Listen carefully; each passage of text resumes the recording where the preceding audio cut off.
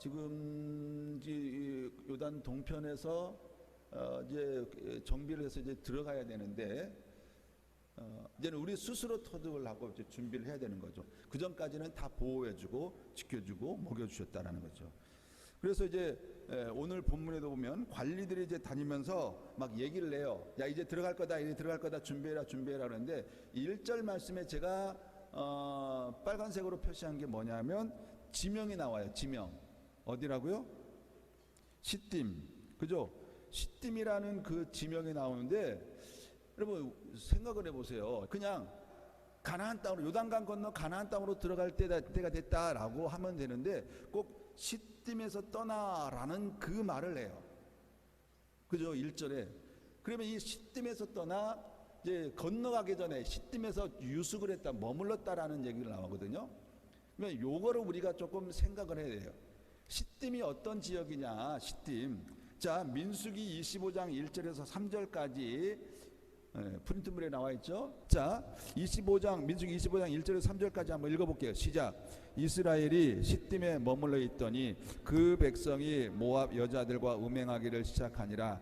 그 여자들이 자기 신들에게 제사할 때에 이스라엘 백성을 청하매 백성이 먹고 그들의 신들에게 절함으로 이스라엘이 바알 부올에게 가담한지라. 여호와께서 이스라엘에게 진노하시니라.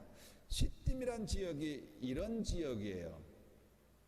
이스라엘 백성들을 하나님이 왜 선택했을까요?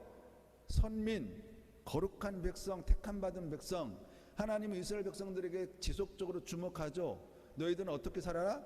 오늘 우리가 읽은 본문 5절에도 보면 너희들은 성결하라 이렇게 합니다. 그러니까 이스라엘 백성들은 어떤 삶을 살아가야 되는가? 성결한 삶을 살아야 돼요. 그래서 광야에서 지낼 때도 계속해서 하나님이 법궤 또는 성막 통해서 하나님이 임재하신다, 하나님이 함께 하신다, 그러니 너희들은 성결한 삶을 살아야 된다 계속 얘기하고, 레위기의 말씀을 보면 가나안 땅에 들어가면 구별해라, 구별된 백성으로 살아라, 음식도 구별해서 먹어라 계속 얘기를 하잖아요. 그런데 이 시딤이란 지역에 이스라엘 백성들이 광야에 지나다가 시딤에 딱 머물렀더니 얘네들이 눈이 흐려져 버리는 거예요. 이 이스라엘 백성들이 시딤에 머물러 있을 때 그 모압 여인들을 보고 음행을 했더라라고 하잖아요. 이게 지금 하나님의 진노의 대상이에요. 그런데 이 모압 여인들을 음행한 걸로 끝난 것이 아니라 이 모압 여인들이 자기들이 섬기는 신들을, 그래가지고 이 시딤이란 지역에서는요 사실은 이스라엘 역사 중에서 가장 수치스러운 지역이에요. 그런데 지금 이 세대들이 지금 이 요단강 건너기 전에 시딤에서 지금 유숙하고 있는 거예요.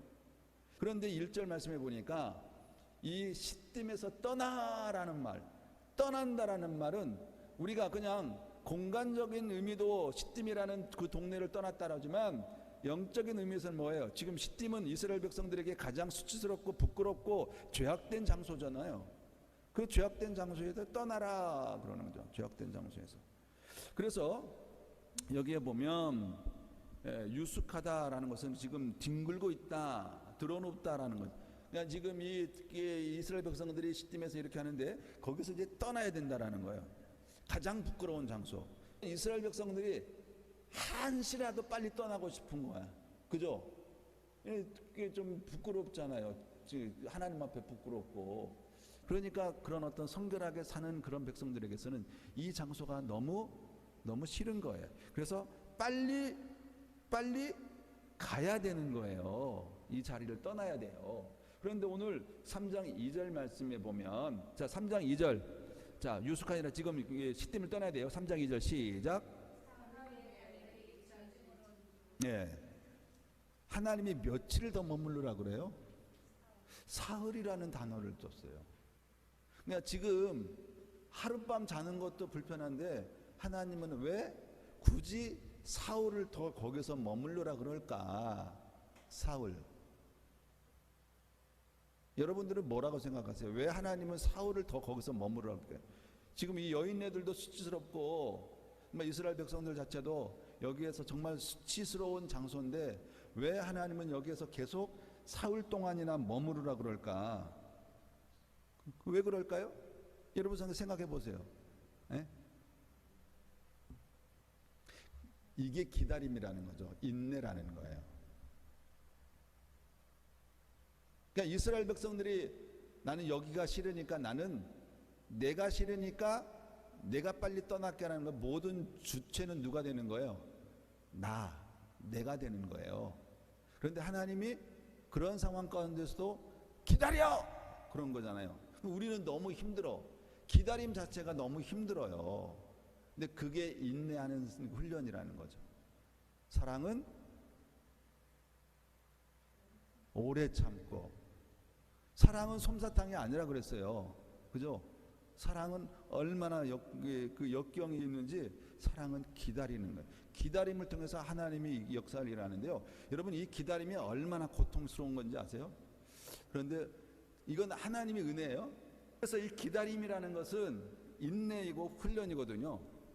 이 기다림을 통해서 하나님은 이스라엘 백성들에게 뭘 얘기하냐면, 자기들이 자의적으로 행하는 것이 아니고 항상 하나님이 행하신다. 이 기다림 때문에 패가 망신당한 사람, 여기 지금 두 사람, 아브라함, 사울. 아브라함, 하나님이 65세 때 딱 나타나지고 네 몸에서 아들을 낳을 것이다 막 그랬는데 몇 년 기다렸어요?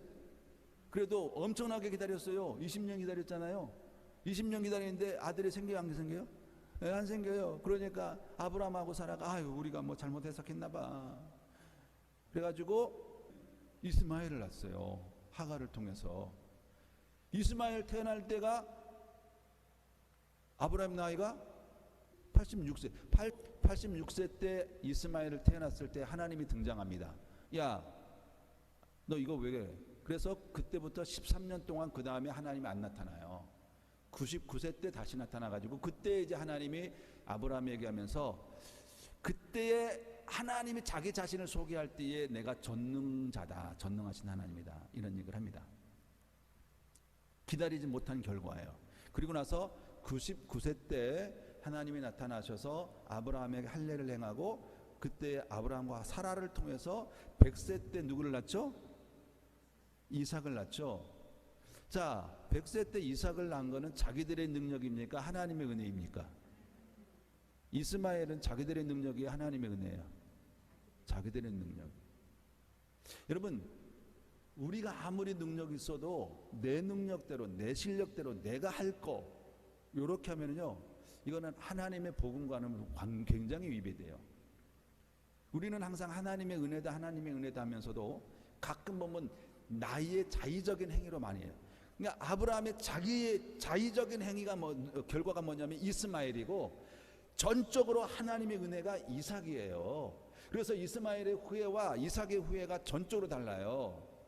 이 이삭의 후회는, 이 이스라엘은요, 항상 하나님의 은혜 안에 머물러 있는 백성들이라는 거죠. 사울은 어떻습니까?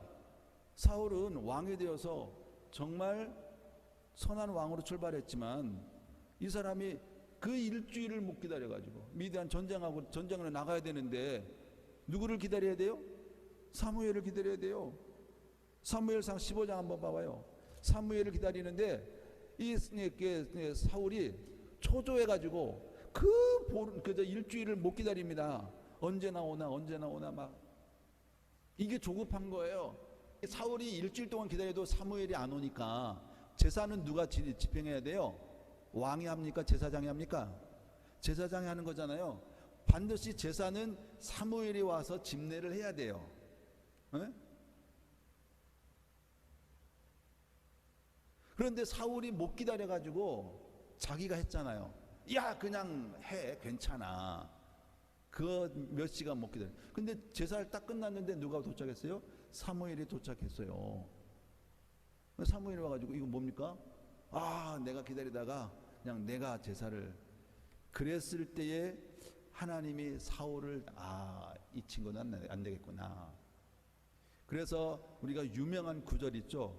유명한 구절 22절 15장 22절 사무엘이 이르되 여호와께서 번제와 다른 제사를 그의 목소리를 청종하는 것을 좋아하심같이 좋아하시게 하나이까 순종이 제사보다 낫고 듣는 것이 순양의 기름보다 나으니라.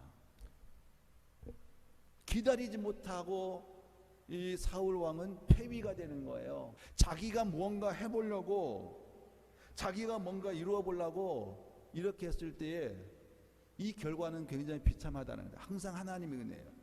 그리고 나서 이 유숙하고 사흘 후에 이제 하나님이 이 이스라엘 백성들을 통해서 출발합니다. 자, 3절에 보니까 백성에게 명령하여 이르되 너희는 레위 사람 제사장들이 너희 하나님 여호와의 언약궤 매는 것을 보거든 너희가 있는 곳을 떠나 그 뒤를 따르라. 이제 홍해를 가를 때는 뭘로 갈랐어요? 모세의 지팡이를 홍해를 딱 지시하면서 홍해 갈라졌고, 요단강에 갈라지는 거는요, 제사장들이 발길을 딱 내놓는 순간 요단강이 건너요. 근데 그 제사장도 그냥 제사장이 아니에요. 법궤를 짊어진 제사장들이에요. 법궤를 짊어진 제사장들이 요단강을 딱 발을 내디딜 때 요단강이